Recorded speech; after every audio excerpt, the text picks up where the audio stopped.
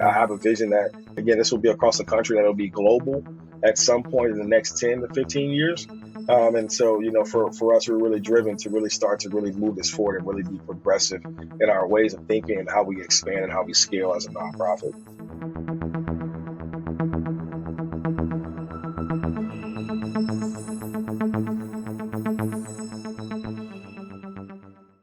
Hey, everyone, and welcome to another episode of The Missions That Made Them. I am your host, Jason Verdelli. This isn't just a podcast, but rather it's a movement. It's a movement designed to make the world a better place by bringing more awareness to the great work of the people and organizations making a difference, and more importantly, how you can help. We live in a world today surrounded by a narrative in the media that focuses in on negativity and draws attention to the problems, but not the solutions. Our guests represent the solutions, not the problems.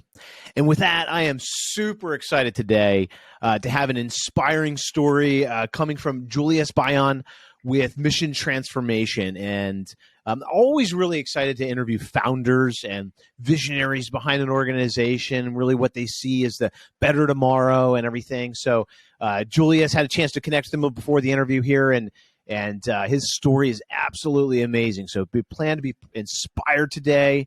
And we're going to dive into really his vision here for Mission Transformation and figure out really how we're going to make this world a better place, right? This is, we talk about solution, being part of the solution and not the problem.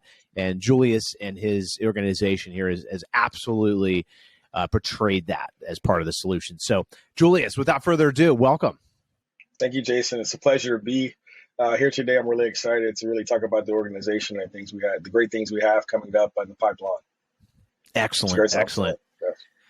So tell everybody about Mission Transformation. What is it? Yeah, so Mission Transformation is a nonprofit organization that focuses on young men of color between the ages of 9 and 13.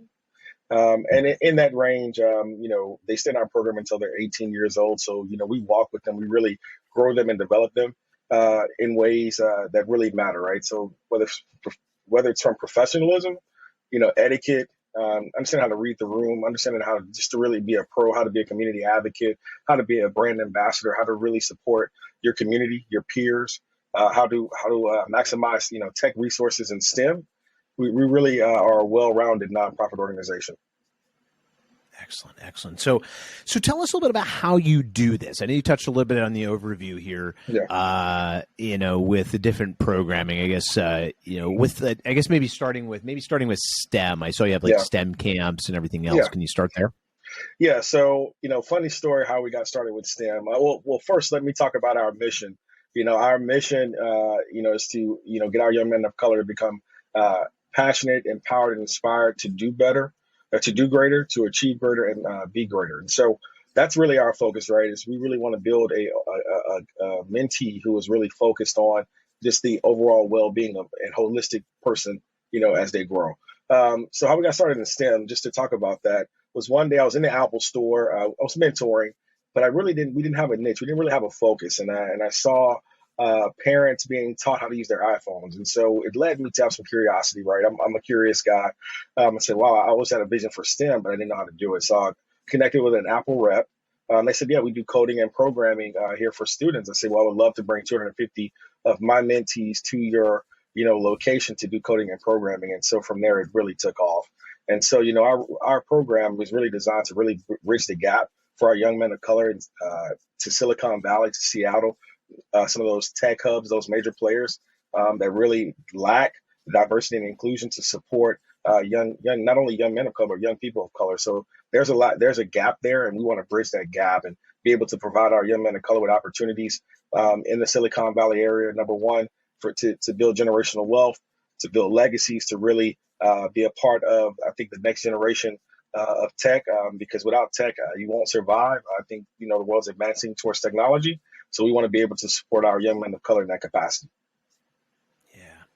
Yeah, and I saw too on your website, you met it was a statistic on there said, or maybe it was on the video I was watching, where it had, I think it was it 14? There's percentages that were in there that basically mentioned about, the percentages of the mentees that you end up working with and sort of, or the community that you're serving here. Can you touch on that a little bit? I found some of those statistics intriguing. Yeah. So on the video that you're speaking about, it talks about how there's literally only 14% of African American, Mm. employment in all of tech, right? In technology fields across the United States. And so, Wow. for us, we said, okay, our lifelong mission now is we're really going to dive into how can we help young minority and men of color really, again, get into those top jobs, whether it's being a product manager, uh, in engineering, artificial intelligence, virtual reality, those type of becoming senior partners. How do we develop those kids and develop them to be ready for positions like that? Again, that lack those men of color, young people of color in those positions. And so our program is really geared to really recruit kids who, number one, lack the resources in underserved, underutilized communities, who have the talent and have the ability, but don't have, again, the resources, the support, the facilities to really do the work. And so, our goal over the next 10 years is to have 1,000 mentees. I think we're going to supersede that goal here rather quickly. And so, we'll have to create a bigger goal. But our goal is to really start to really impact here locally in the city of Houston, and expand our reach, because there are a lot of kids, a lot of young men of color who lack these opportunities and they lack their exposure to be supported in this capacity. Yeah.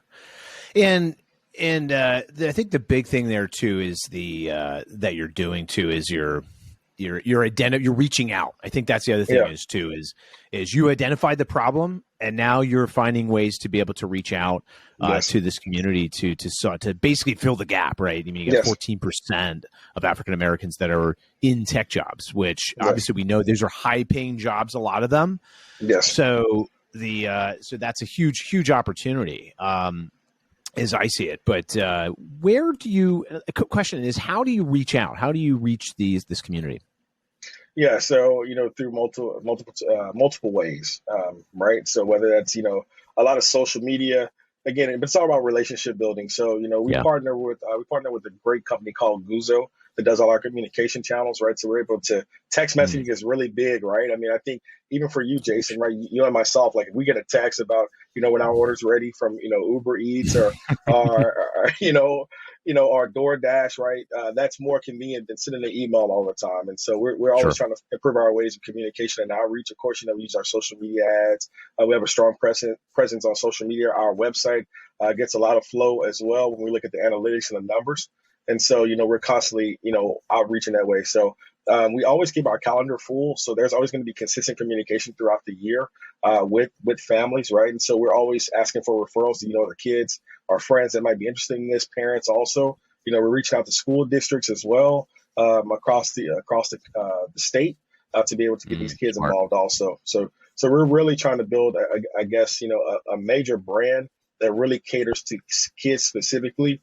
Again, in underserved, underutilized communities. So we're doing it a bunch of ways, but Guzo has really led the force for us, and has been at the forefront of really all of our communication channels. And again, text messaging on the go is so much better these days. It's an improved way of communication, and we're really leaning on that as our way to communicate. That's all. So when you do the text messages, are you reaching? How do you? I guess how are you targeting them? I'm just curious.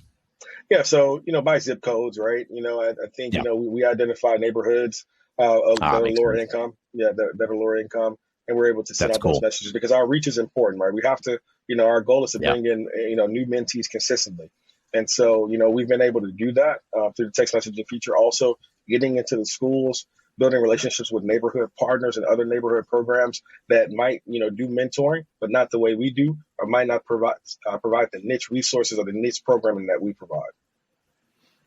That makes sense. So I think with where do you see this going? I mean, I think. Well, actually, let me take a step back here. You said what was the number of mentees? It was pretty high. It was a couple hundred, right? Or I think. Yeah. So 250. Yeah, 250 mentees. Yeah. Currently, and so we're set. Right now, we have our application season is open right now. We're looking to add 75 mentees this year, and so we have some great events coming up with our STEM academies and everything. Our coding camps during the summer, and so we really see the opportunity to really grow the organization through those specific camps and programs, especially with the resources we've added to the organization. That's awesome. Now, how they go through these programs? I guess who Yeah. is delivering some of that program? I'm just curious.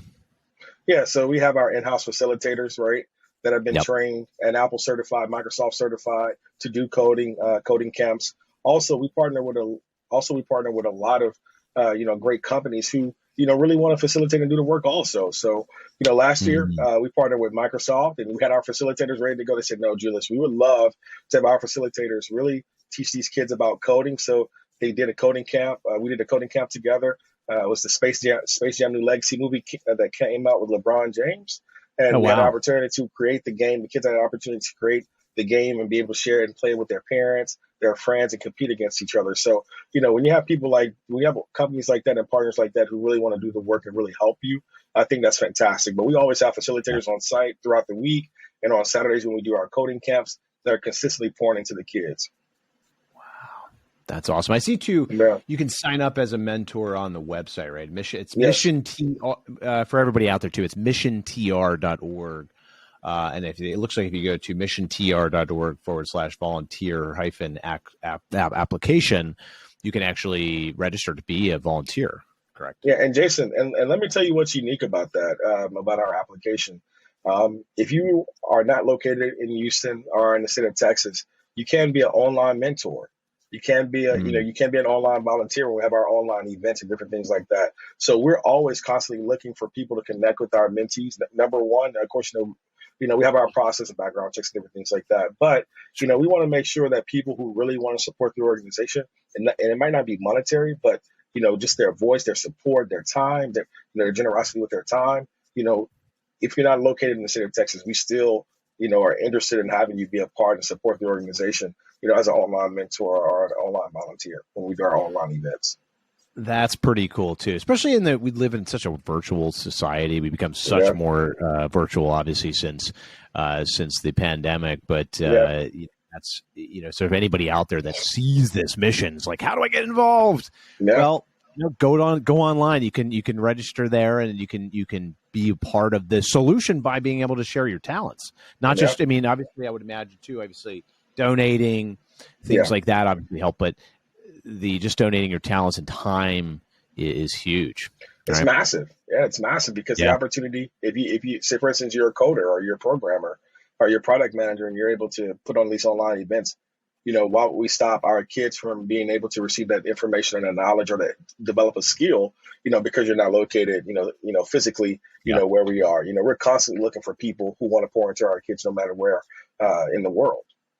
Yeah. Well, it doesn't really, as I see it, it doesn't really matter where you're at these Yeah. days. I mean, we become, again, it's not like, oh, okay, you're located in Houston. Well, I'm in Pennsylvania, so this is a big, we can't help. But nowadays, Yeah. obviously, you can. It's sort of the norm there. Yeah. So where do you see this organization going in the future? Yeah, I always talk about this with my team. We go over the vision. We want to, number one, we want to really make a mark in, I'll say in, cities, with real urban presence, major cities like, LA, Dallas, DC, New York, Chicago. We really want to start to make our presence there in these, because those communities are again, heavily underserved, heavily underutilized. And, there are really a lot of talented kids, again, who do not have the resources, the tech centers, the tech hubs to be able to come and do the work, right? And so, there's always, constant development, with these tech centers, but they're mainly for businesses. They're co-working spaces, right? They're to collaborate, for businesses. But where are centers for kids that they can come in and really, do 3D printing, laser printing, virtual reality, Yeah. artificial intelligence, coding, programming, learning how to be a product manager consistently, and being able to do it daily, weekly, monthly, yearly, year round, to really develop their skills and develop a passion for this and really go out there and have opportunities because, whether it's, going to college, whether it's being an entrepreneur, having this skill, really, really adds value for them. And it's really a game changer. And I believe that we're going towards an economy and a world where you won't need college degrees. You would have to have a skill set. You have to be able to have a talent and be able to do the work. And so why are we not having these centers that are specifically for kids who want to develop a skill in technology and really, focus on STEM? And so I think, we're driven to want to at least have 10 to 20,000 mentees across the country that are really involved in our Wow. program. So creating, I'll say, planning other technology centers, this program across the city, across the country, like a Boys and Girls Club, like a Big Brothers and Big Sisters, but only, but in more of a tech-centric, tech-focused way. Yeah. How soon? So 20 million, what's your vision? What's your want? So if anybody's listening to here and says, how do we, let me ask you a two-part question. Okay. How soon do you want to get there? And what do you need to get there? So somebody that's listening and watching this, how can they support to help you get there? Yeah, so we're looking to to move quickly. I mean, as an entrepreneur, I'm a business guy too, right? I love working with kids. Yeah. We're always looking. You have to create an effective product, and you have to move quickly. You have to implement quickly. And so, Yes. We're thinking over the next 5 years to start to have and to at least be in Los Angeles, Oakland, Dallas, DC, awesome. and Chicago. And so, I think, we're looking to move quickly. And to answer the second question, funding is always, the key, right? And so, sometimes it's a tough subject to talk about, but you need the resources, right? The kids need resources. They need laptops. They need, iPads. They need STEM packages, right? They need all the resources. So it boils down to funding and location. How do we develop, a hub center, a tech center for these kids? How do we, provide these resources that will be creative and effective and advanced for them also in those tech centers? So it boils down to resources and people who have a heart to serve kids and people who have a heart for STEM and technology. And so, when you accomplish all of those things, I think that's a winning recipe for success. I mean, I think, the biggest thing is how do we have people invest in the lives of kids, consistently, and how do they do that from a tech perspective, and how do they provide resources and funding to really bring this thing to life across the country? Because I think as an organization, as a visionary myself, I think we're on to something great, especially really pouring into the lives of kids. And I think we really want to expand this. I have a vision that, again, this will be across the country, that it'll be global at some point in the next 10 to 15 years. And so, for us, we're really driven to really start to really move this forward and really be progressive in our ways of thinking and how we expand and how we scale as a nonprofit. That's awesome. I 100% back that because I have a technology background. I have that's awesome. I have a 4-year-old back. I have a 4-year-old too at home. So it's, I'm like, hey, you want to see what daddy does or what he's a part of. Which is always unique. And I like the fact that, you started this in 2015, right? So you already have 274. So obviously it's going to continue to exponentially grow from there. Yeah, absolutely. And for everybody watching too, go to missiontr.org to check them out. This is just absolutely amazing. And I think one of the best ways that you can do to support Julius and Mission Transformation is to hit the share button on this video, right? Yeah. And to get involved. I think that's huge. Yeah. Yeah. No, I agree. Is there what else, Julius? Is there anything else that you wanted to share in terms of vision, mission? I think obviously the goal of Missions That Made Them is really to inspire people to kind of say, "Wow, I didn't realize that existed." Right? Like, and I'm always amazed at who I'm interviewing because it's always I always say there's a nonprofit for everything, but it's just amazing to see the different diversity in terms of what is being done. Absolutely. So, is there any other points that you wanted to share? Yeah, no, I think also, when you're talking about a nonprofit, the work that, for any nonprofit, whatever you do, the time, the hours spent, the commitment, when things are tough, when you're having to really work with kids who struggle, building relationships with their families, right? Loving them, learning how to love on them, support them. People don't see the heart that you really develop for these kids, the passion, the want to see them do well in life, being able to have a team of people and individuals who really believe in the vision and really come together to do great work to support them. I think that's kind of lost in the sauce sometimes because, people, care about I'll say the glitz and the glam of, of the organization, of the pictures, the events. But man, the work behind the scenes is so tough. And, people don't think about that. People don't think about how you develop an organization, how you help develop a kid, supporting them academically, financially, from Mm-hmm. a social emotional perspective, making sure the family, has food to eat, they have clothes on their back. It's a lot that goes into developing and building a nonprofit organization. It's a lot of work, and I really hope people who are listening to this podcast really understands that it really takes the time out to really think about how hard it is and the work day in and day out it takes to really stay relevant, stay supporting our kids and really building something great. It's a lot of work. So for me, things like opportunities like this to talk with you, Jason, to really Mm-hmm. spread the word is we just want the support. I mean, I think the generosity comes from just saying, hey, thank you guys for what you're doing, volunteering, also becoming a mentor, and supporting us financially, and providing those resources, helping us with resources, monetary in kind, whatever it takes to really help these kids really grow and really get to the next level of their lives, right? Because a lot of these boys are transitioning into high school. They're really learning how to become men.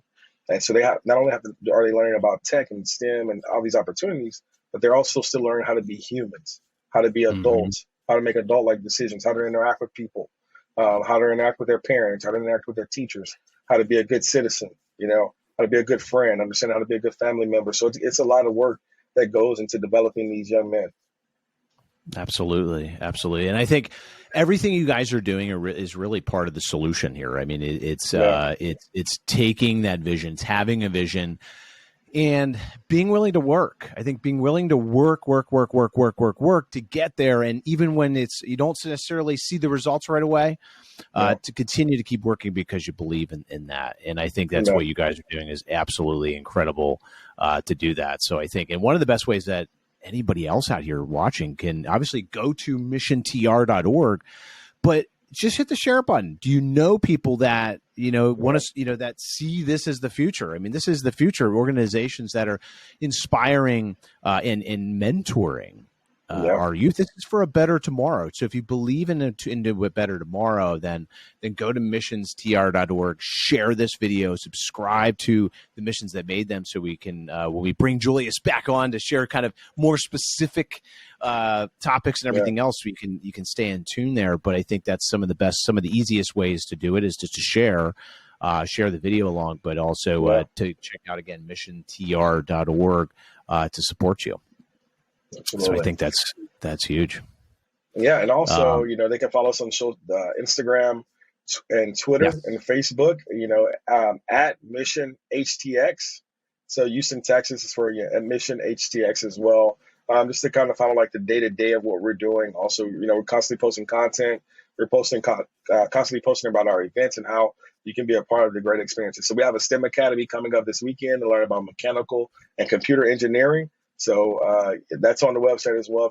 If they would like to, see it's kind of what that's about and what we're doing also. yeah. You can check out too. Yeah, the STEM camps link. It's actually in the navigation area up there, so Yes. you can see Yeah. it looks like you have all the events listed out, Yeah. which is excellent. So, Yeah. um, Yeah. yeah, and I'll tell you what, Julius, I think being you're the founder of this, Yeah. and I mean, hats off to you. Hats off to you Thank you. in being part of that solution, and what you are a leader that is going to change and transform the way we all live tomorrow by inspiring others, by inspiring young men to learn about this trade, which is becoming a big integral part of our society. I mean, tech is Yes. driving a lot of everything that we do. Yes. So even industries coming along, and old industries like the cars and everything else, right? The automobile Yeah. industry have come a long way where now they're driving themselves, right? So Yeah. Yeah. um, I saw that recent commercial. I think it was with like the GMC Sierra or something like that. I'm like, good Yeah. God, this is the world we live in right now. But Yeah. uh, It is the world we live in. It's yeah, unreal. It's unreal, but yeah, it's great. It's great, right? And again, yeah, think about the opportunities like a Tesla, right? Like a GMC, even in Formula One, right? So there are so yep, many opportunities out there for kids, you know, in to be involved in tech, just from a automotive perspective, right? In yep, motorsport, there's an opportunity again in tech as far as telecommunications. even working in the medical field, there's so many, you need technology.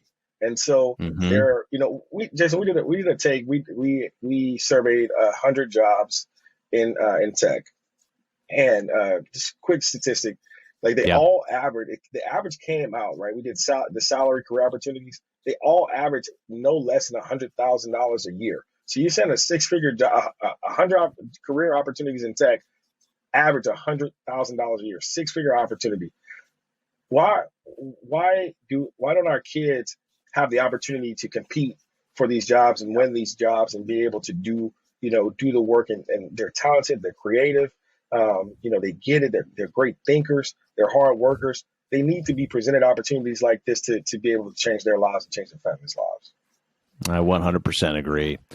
Well, and you're right. They have to be exposed to it, and I think a big part of that is just the awareness that, hey, this is what it is. I mean, we grew up, we saw the transformation in tech, but whereas kids nowadays, this is all they've ever lived with. So they realize, hey, there's a big opportunity career-wise in this.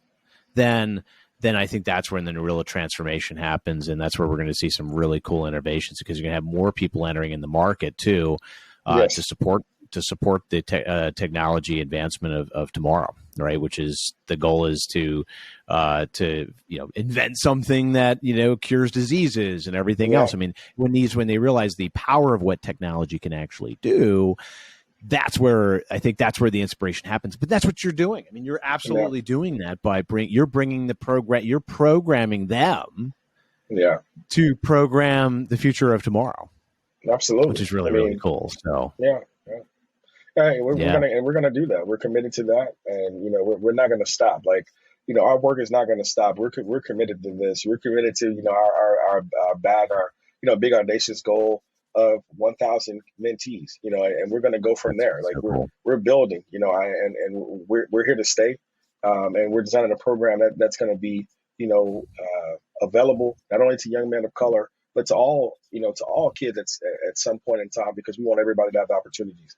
And again, we love kids, and we love tech, and we know that, again, tech is the driving force for the future, and really is. Yeah, we do not want our young men of color and our communities to be left behind, because they like the knowledge, they like the support, and they like the resources. Yeah, so cool, so cool. Julius, you've been awesome. So glad having you on. I can't wait to have you back on to talk about some of the progress you're making. The next time I'm going to have you back on, I think we're going to get you help. Let's if you share this video, we can get you to that 1,000 mentee mark, right? Let's do that. I think let's take this opportunity. If you're the listener, you're the visitor, you independently have the ability to be able to transform mission transformation by hitting that share button and getting involved and spreading the word. I think, but again, it all comes down to an independent choice, right? We rely on the government, we rely on companies to do this for us. It's not going to happen. If it does, great. But let's not sit back and complain about it as the world comes to us, or life happens to us. Let's take charge. So if you're watching this, you're listening to this, take charge, go to missiontr.org, get involved, and be a part of that change for tomorrow. Be a part of the solution, not the problem. That's the key. So, Julius, thanks again for coming on. And any last words? No, first of all, thank you, Jason, for having me. That's number one. And also, again, you can support us in a multitude of ways.